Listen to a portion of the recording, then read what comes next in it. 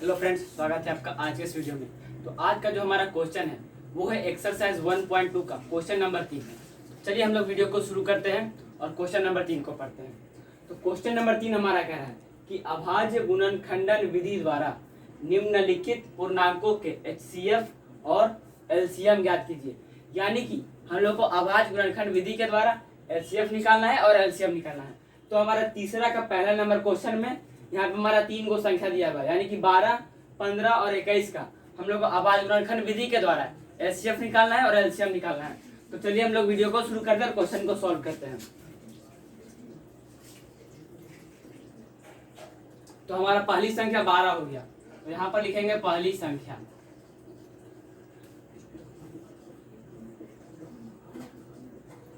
पहली संख्या हमारा 12 है, तो यहाँ पर 12। तो अब हम लोग 12 का अभाज्य गुणनखंड निकालेंगे। तो सबसे छोटी अभाज्य संख्या 2 और हम लोग 12 में सबसे पहले 2 से भाग देंगे। तो 2 से लगाएंगे तो 6 दूनी 12। फिर से हम लोग 2 से लगाएंगे तो 3 दूनी 2 तिया 6। तो हमारा 12 का अभाज्य गुणनखंड हो जाएगा 12 का अभाज्य गुणनखंड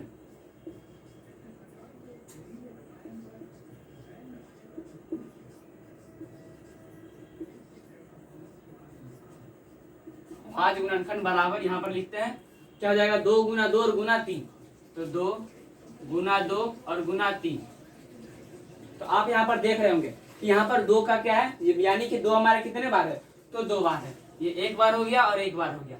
तो हम लोग इसको लिख सकते हैं 2 का स्क्वायर और गुना 3। तो 12 का अभाज्य गुणनखंड हमारा हो गया 2 का स्क्वायर और गुना 3। तो उसके बाद हमारा दूसरी संख्या क्या है 15। तो अब हम लोग यहीं पर लिखते हैं दूसरी संख्या। दूसरी संख्या हमारा क्या है 15।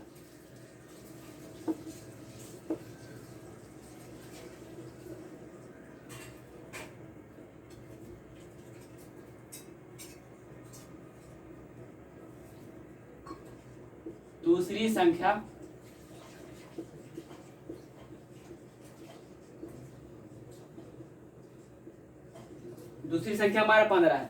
तो अब हम लोग 15 का अभाज्य गुणनखंड निकालेंगे। तो 15 में हम लोग किससे भाग देंगे, तो 3 से। तो 5 तिया 3 5 15। तो हमारा 15 का अभाज्य गुणनखंड हो जाएगा 15 का अभाज्य गुणनखंड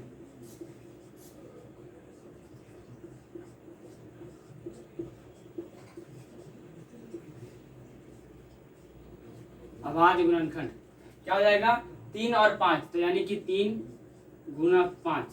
तो 15 का हमारा अभाज्य गुणनखंड हो गया 3 गुना 5। तो उसके बाद हमारा तीसरी संख्या क्या है 21। तो हमारा तीसरी संख्या हो गया 21।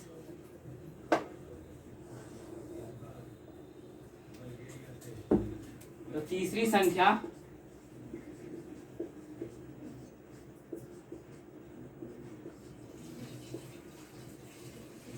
इक्कीस। तो अब हम लोग 21 का अभाज्य गुणनखंड निकालेंगे।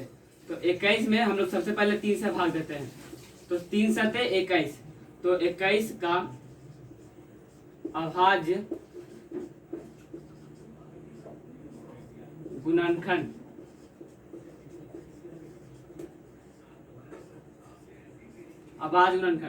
क्या हो जाएगा हमारा 3 गुना 7। 3 गुना 7 हो जाएगा। तो हमारा सबसे पहले 12 का अभाज्य गुणनखंड हो गया 2 का स्क्वायर और गुना 3। उसके बाद 15, दूसरी संख्या हमारा 15 है। तो 15 का अभाज्य गुणनखंड हमारा हो गया 3 गुना 5। और उसके बाद हमारा तीसरी संख्या 21 है। तो हमारा 21 का अभाज्य गुणनखंड हो गया 3 गुना 7। अब हमको क्या कह रहा है कि पहले HCF निकालना है।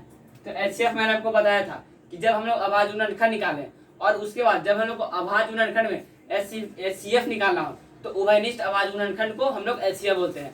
अभाज्य गुणनखंड में उभयनिष्ठ अभाज्य गुणनखंड को हम लोग HCF बोलते हैं। तो हमको ये पहले HCF निकालना है। यहीं पर लिखते हैं HCF निकालना है। तो तीनों संख्या में यानी कि तीनों के अभाज्य गुणनखंड में जितना कॉमन होगा, यानी कि जो जो हमारा कॉमन होगा वो हमारा HCF हो जाएगा। तो हम लोग पहले देखेंगे 12 का अभाज्य गुणनखंड में 2 का स्क्वायर है और यहाँ पर 3 है, यानी और यहाँ पर 3 है। तो यानी कि आप देख रहे होंगे कि 3 क्या है, तीनों में 3 है। लेकिन यहाँ पर क्या है हमारा 2 स्क्वायर, यानी कि यहाँ पर 2 है हमारा और यहाँ दोनों में हमारा 2 नहीं है। यहाँ पर 5 है लेकिन दोनों में हमारा 5 नहीं है। यहाँ पर तीसरी में हमारा 7 है लेकिन किसी में 7 नहीं है। लेकिन हमारा 3 कहाँ है, 3 हमारा तीनों में है।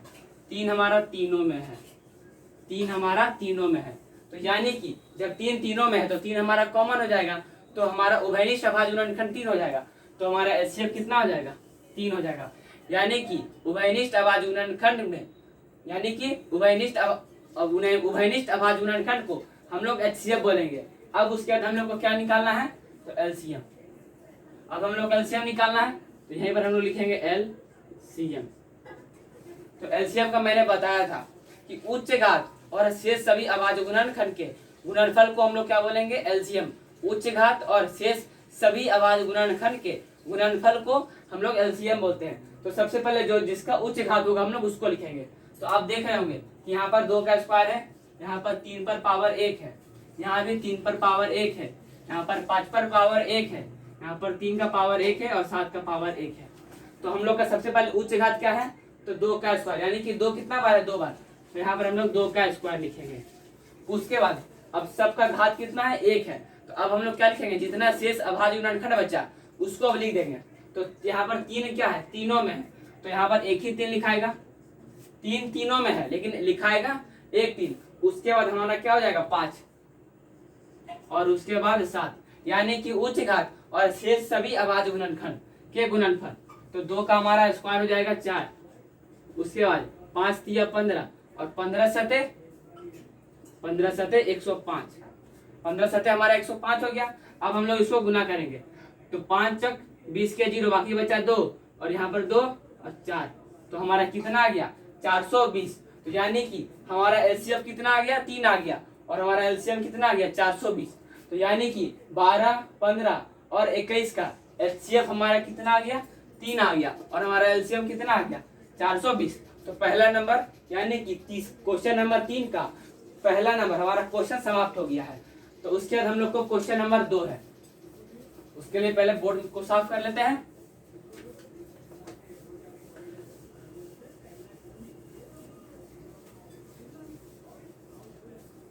क्वेश्चन नंबर हमारा 2 में है 17, 23 और 29। तो क्वेश्चन नंबर 2 में 17, 23 और 29। तो यहाँ पर पहली संख्या हमारा क्या हो जाएगा, 17।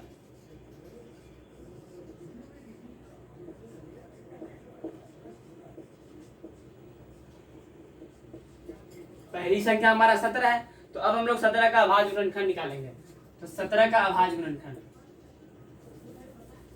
तो 17 का अभाज्य गुणनखंड क्या हो जाएगा, 1 गुना 17। यहीं पर लिखते हैं कि 17 का अभाज्य गुणनखंड,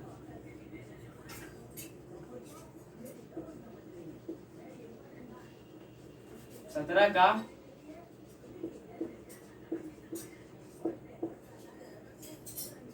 अभाज्य गुणनखंड क्या हो जाएगा, 1 गुना 17।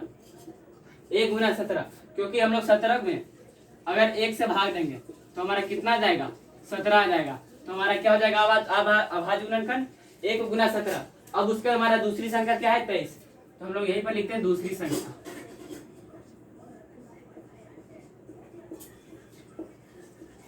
दूसरी संख्या हमारा क्या है, 23। तो 23 का अभाज्य गुणनखंड भी हमारा यही हो जाएगा, 23 का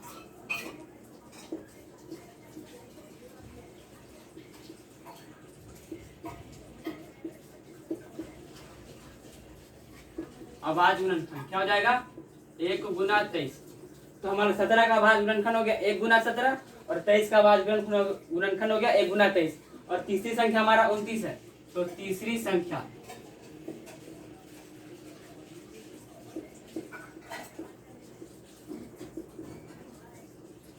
हमारा 29 है। तो 29 का अभाज्य गुणनखंड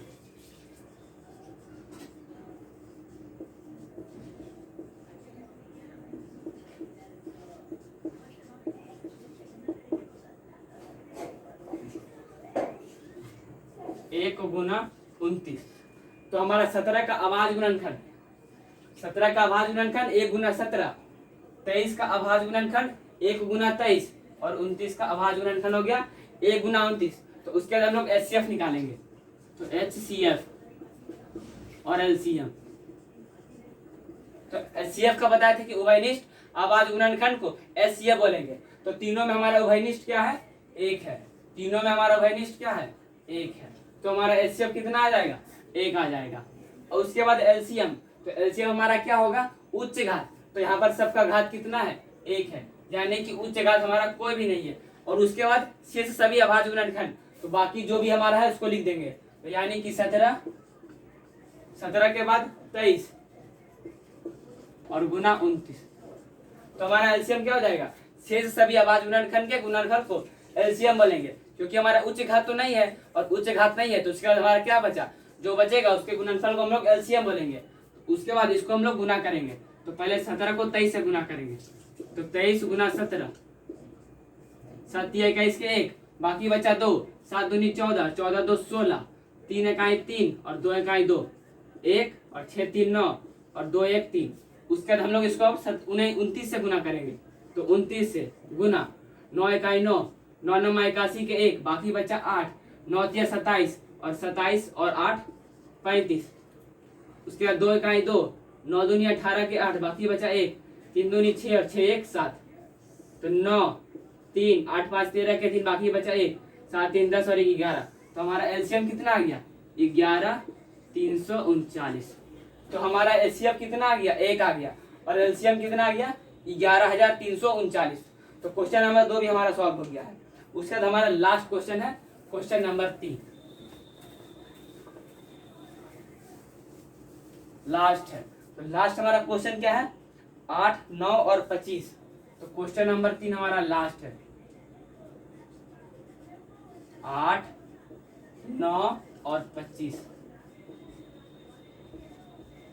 8 9 और 25। तो हमारा पहली संख्या क्या हो गया, 8, दूसरी संख्या हमारा 9 और तीसरी संख्या 25। तो पहली संख्या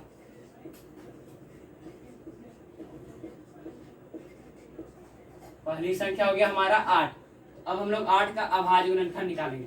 तो 8 में सबसे पहले हम 2 से भाग देंगे, तो 2 चौके 8, उसके बाद फिर से 2 दूनी 4। तो हमारा 8 का अभाज्य गुणनखंड आ गया, 8 का अभाज्य गुणनखंड,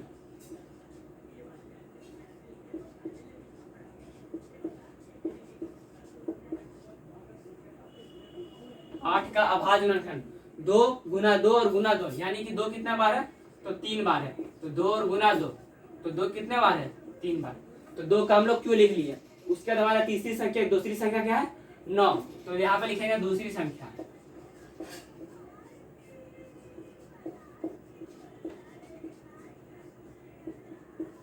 दूसरी संख्या क्या है हमारा, 9 है। तो अब हम लोग 9 का अभाज्य गुणनखंड निकालेंगे। तो 9 में सबसे पहले 3 से भाग देंगे, तो 3 3 9, तो हमारा आ जाएगा 9 का अभाज्य गुणनखंड, 9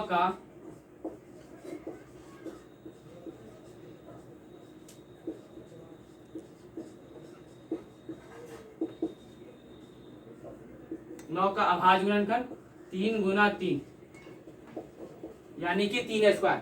तो दूसरी संख्या 9 का अभाज्य गुणनखंड हमारा आ जाएगा 3 का स्क्वायर। और उसके बाद हमारा तीसरी संख्या क्या है, 25 है। तो यहीं पर लिखेंगे तीसरी संख्या,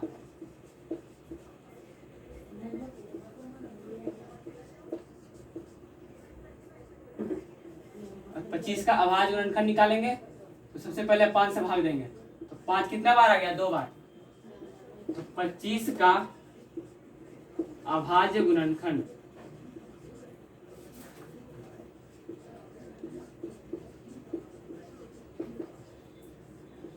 5 और गुना 5, यानी कि 5 का स्क्वायर, 5 का स्क्वायर आ गया। तो हमारा पहली संख्या 8 का अभाज्य गुणनखंड क्या आया, 2 का क्यूब। उसके बाद हमारा दूसरी संख्या 9 का अभाज्य गुणनखंड आ गया 3 का स्क्वायर, और तीसरी संख्या 25 का हमारा अभाज्य गुणनखंड आ गया 5 का स्क्वायर।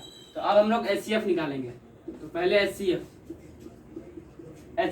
तो एचसीएफ यानी कि उभयनिष्ठ अभाज्य गुणनखंड, उभयनिष्ठ अभाज्य गुणनखंड को क्या बोलेंगे, एचसीएफ बोलेंगे। तो हमारा जो कॉमन होगा, यानी कि 2 का क्यूब, यानी 3 का स्क्वायर और 5 का स्क्वायर, कॉमन नहीं मिल रहा है, तो हमारा एचसीएफ क्या आ जाएगा, 1 हो जाएगा, क्योंकि हमारा 1 यहाँ पर सब में होता है, 1 हमारा सब में होता है, 1 हमारा सब में होता है। तो हमारा एचसीएफ कितना हो जाएगा, 1 हो जाएगा। उसके बाद हमारा एलसीएम,